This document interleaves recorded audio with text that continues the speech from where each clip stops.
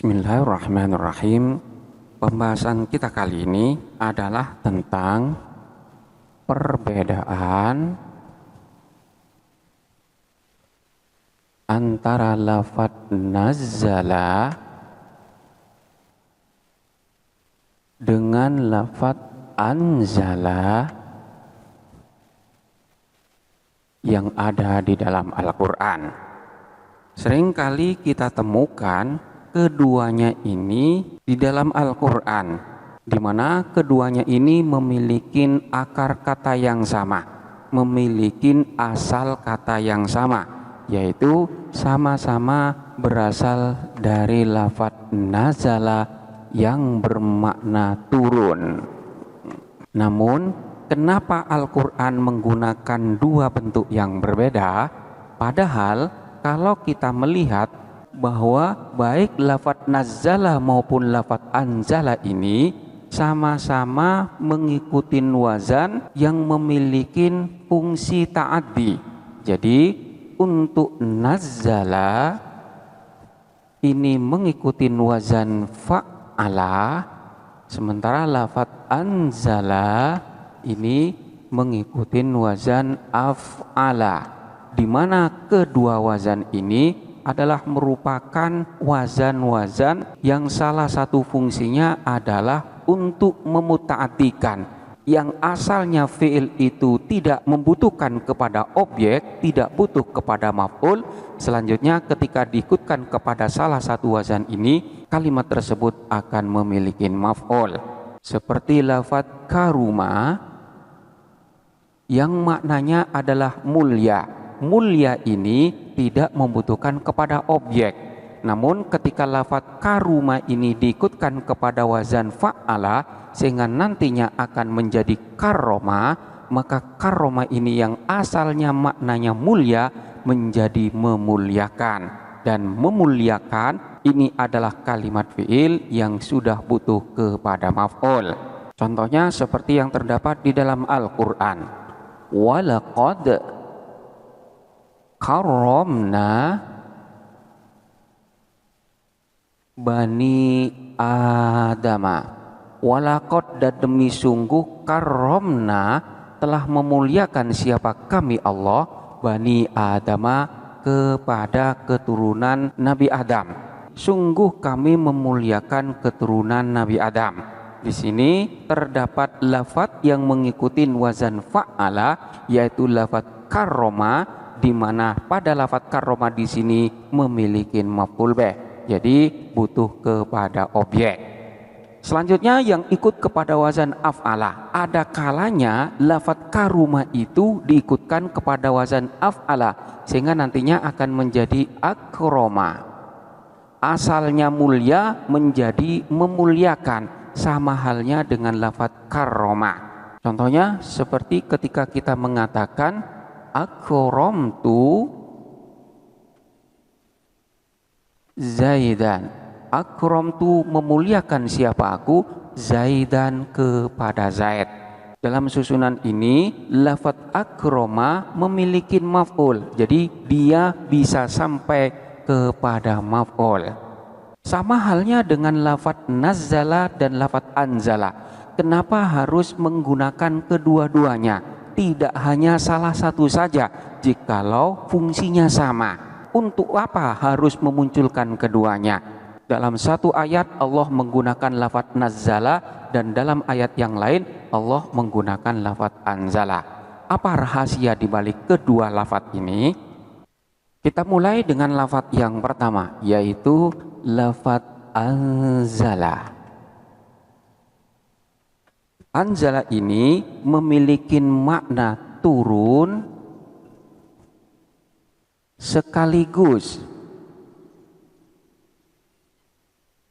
Jadi turunnya ini satu kali. Hal ini terdapat di dalam ayat Al-Quran. Inna anzalnahu fi Lailatul Qadri. Inna, sesungguhnya kami, anzalna telah menurunkan siapa kami Allah, kepada Al-Qur'an fi lailatul qadri pada malam qadar. Di sini Allah menggunakan lafadz anzala, di mana makna yang terkandung di dalamnya adalah bahwa Allah itu menurunkan Al-Qur'an satu kali, artinya turun sekaligus.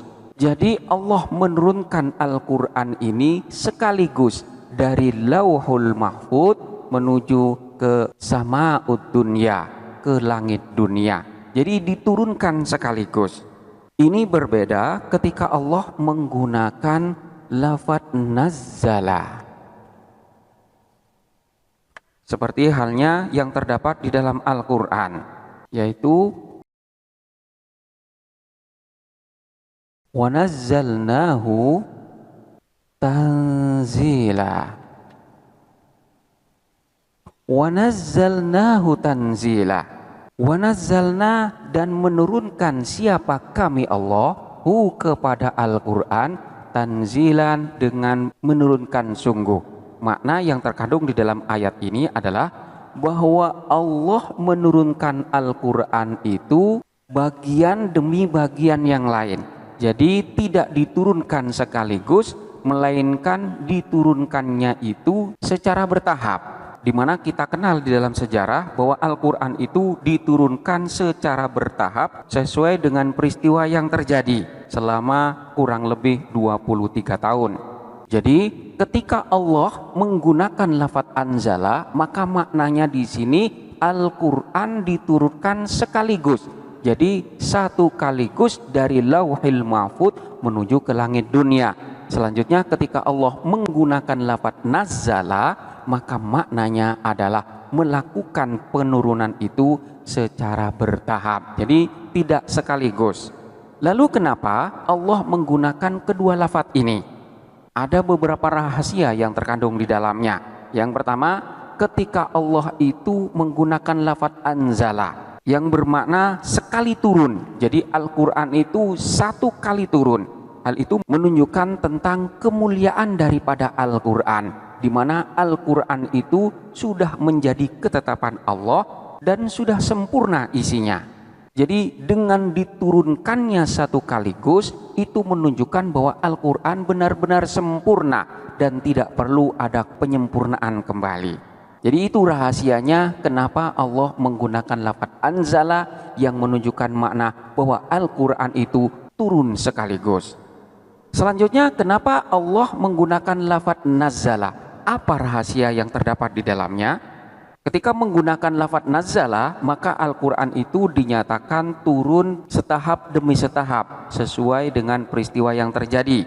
Karena di dalamnya mengandung hikmah dan tarbiyah, yaitu pengajaran bahwa agar Nabi Muhammad yang menerima wahyu yang berupa Al-Qur'an itu siap untuk menerimanya dan siap pula untuk mengajarkannya kepada umatnya.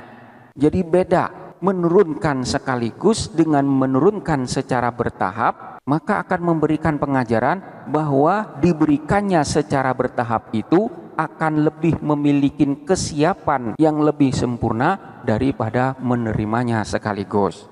Jadi ada semacam pengajaran terhadap manusia bahwa untuk mendapatkan kesempurnaan maka kita tidak perlu untuk menerima secara keseluruhan satu kali, namun perlu adanya tahapan-tahapan yang perlu dilalui. Ini rahasia kenapa Allah menggunakan kedua lafadz ini, yaitu berupa lafadz anzala dan berupa lafadz nazzala, yang kesemuanya sama-sama berada di dalam Al-Qur'an. Selanjutnya kita perhatikan bahwa lafadz nazzala ini mengikuti wazan fa'ala, sementara lafadz anzala ini mengikuti wazan af'ala, di mana kedua wazan itu memiliki karakter yang berbeda. Untuk lafadz yang mengikuti wazan af'ala ini memiliki karakter membuat sesuatu secara langsung tanpa adanya proses. Sementara untuk wazan fa'ala ini memiliki karakter bahwa peristiwa yang terjadi itu dilakukan secara berulang, sehingga di sini terdapat penekanan. Jadi penekanan yang terjadi karena terdapat proses yang dilakukan. Contohnya ketika kita mengatakan a'lama Zaidun Khalidan khobaron. A'lama memberitahu Zaidun siapa Zaid, Khalidan kepada Khalid, khobaron akan suatu kabar. Zaid itu memberitahu kepada Khalid terhadap suatu kabar berita.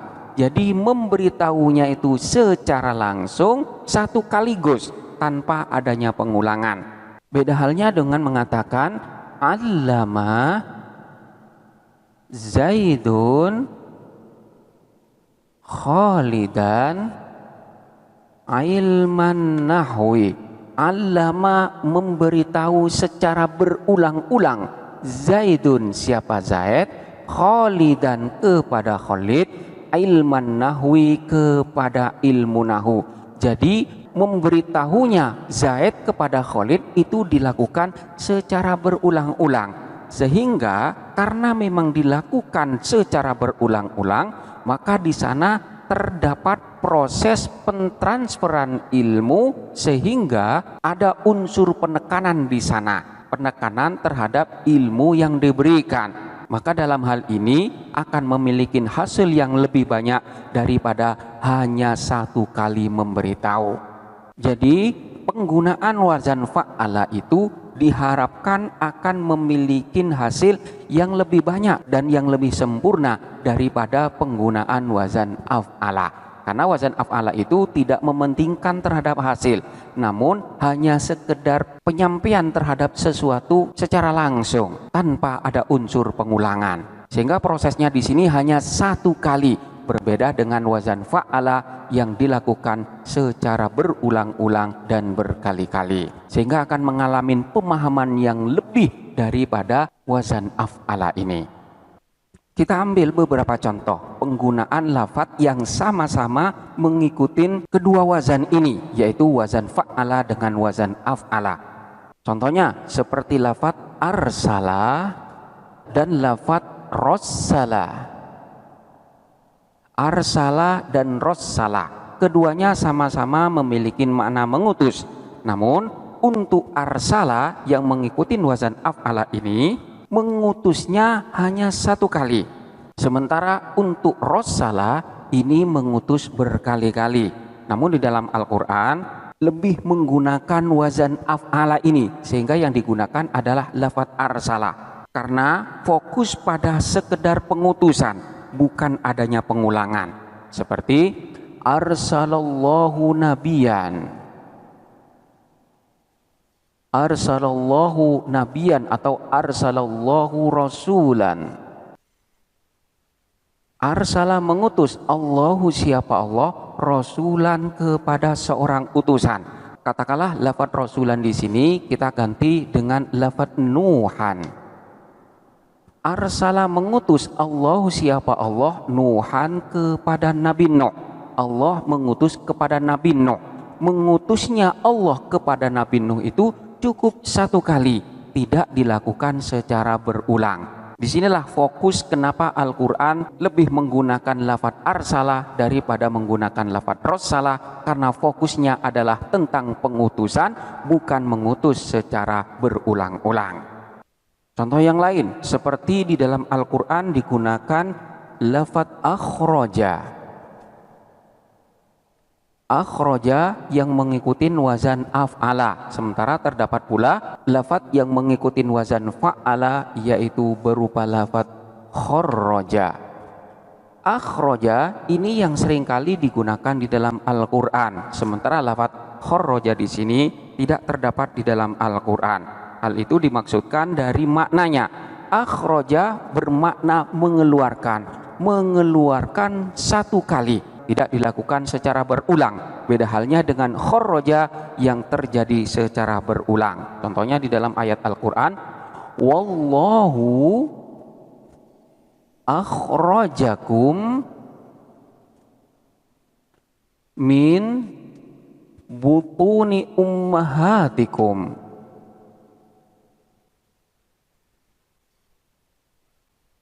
La ta'lamuna syai'a.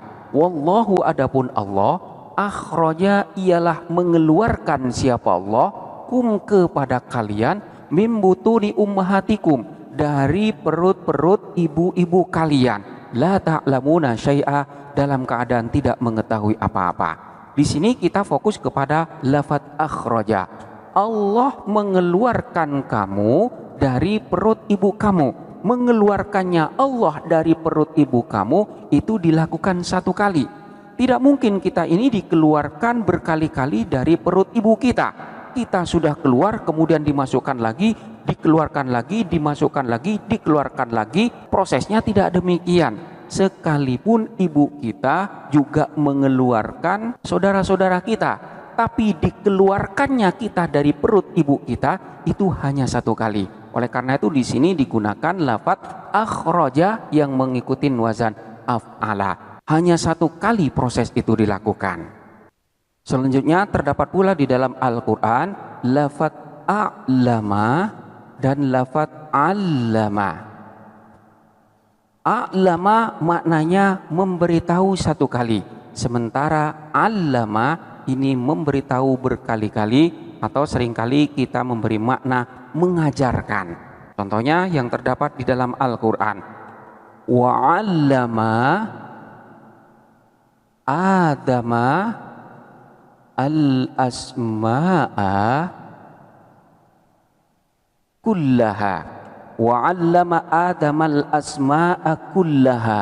Wa 'allama, dan memberitahu secara berulang-ulang, atau wa 'allama, dan mengajari siapa Allah Adama kepada Nabi Adam al-asma'a kepada nama-nama kullaha semuanya. Di sini menggunakan lafaz 'allama, yaitu melakukan pengajaran itu secara berulang-ulang. Di mana yang diharapkan di sini adalah Nabi Adam lebih mengetahui dan lebih faham terhadap apa yang diajarkan. Beda halnya manakala menggunakan lafaz a'lama yang hanya diberitahu satu kali, sehingga di sana tidak mengharapkan terhadap hasil, namun fokusnya adalah dilakukannya suatu pekerjaan. Jadi ketika dikatakan a'lamtu memberitahu siapa aku, kum kepada kalian. Jadi hanya memberitahu satu kali, tidak dilakukan secara berulang terhadap satu objek yang sama. Selanjutnya terdapat pula yang berupa lafaz absyara, dan juga terdapat lafaz basyara. Absyara, basyara, memberikan kabar gembira satu kali, basyara, memberikan kabar gembira berkali-kali. Contohnya yang terdapat di dalam Al-Quran, wa basyiris sabirin.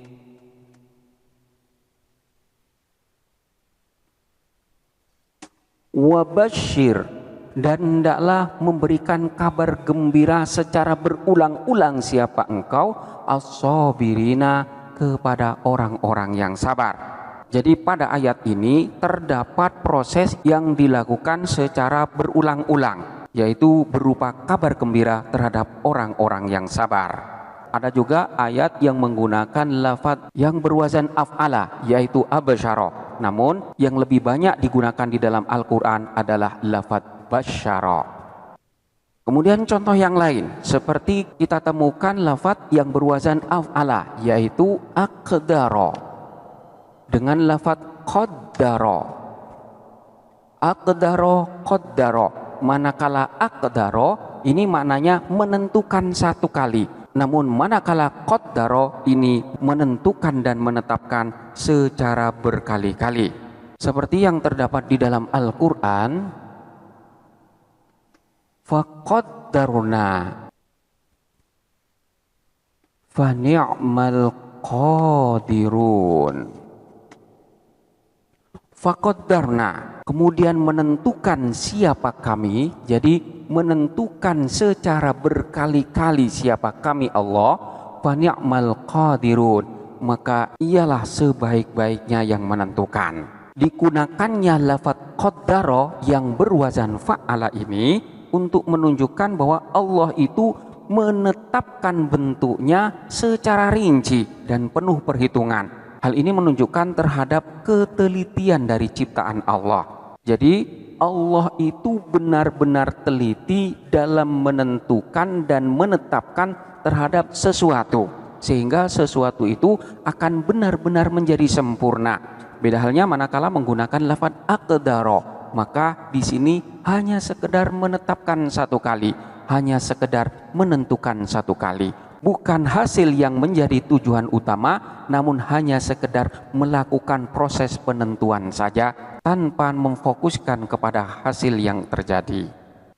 Selanjutnya di dalam Al-Quran juga terdapat lafaz kadzdzaba yang berwazan fa'ala dan perbandingannya dengan lafaz yang berwazan af'ala, yaitu berupa lafaz akdzaba. Dalam Al-Quran seringkali menggunakan lafaz kadzdzaba. Contohnya seperti lafaz kadzdzabat qaumu Nuhin. Kadzdzabat melakukan pembohongan atau berbohong berkali-kali. Qaumu Nuhin, siapa? Kaumnya Nabi Nuh. Jadi kaumnya Nabi Nuh itu melakukan pendustaan terhadap Nabi Nuh, yang itu dilakukan secara berulang-ulang. Tidak hanya mendustakan kepada Nabi Nuh satu kali, namun mereka itu mendustakannya berkali-kali. Ini maksud daripada digunakannya lafaz kadzdzaba. Beda halnya manakala menggunakan lafaz akdzaba yang bermakna berdusta satu kali atau bahkan bermakna jarang berdusta. Jadi memang pernah melakukan berdusta, tapi karena hanya berdusta satu kali, maka dapat dikatakan dengan dia itu jarang berdusta. Ini bedanya kadzdzaba dengan akdzaba. Masih banyak contoh-contoh yang lain di dalam Al-Quran di mana terdapat rahasia yang sangat mendalam di antara kedua wazan ini, yaitu antara yang menggunakan wazan fa'ala dan yang menggunakan wazan af'ala. Termasuk pula digunakannya lafaz nazzala dalam satu ayat dan digunakan lafaz anzala di dalam ayat yang lain. Di sana terdapat rahasia dan hikmah yang lebih mendalam di antara penggunaan lafaz-lafaz tersebut. Ini adalah beberapa perbedaan dan rahasia digunakannya wazan af'ala dan wazan fa'ala terkait dengan lafaz nazzala dan lafaz anzala atau lafaz-lafaz yang lain yang ada di dalam Al-Quran. Selanjutnya silakan dipelajari dengan seksama dan sampai jumpa pada pembahasan berikutnya.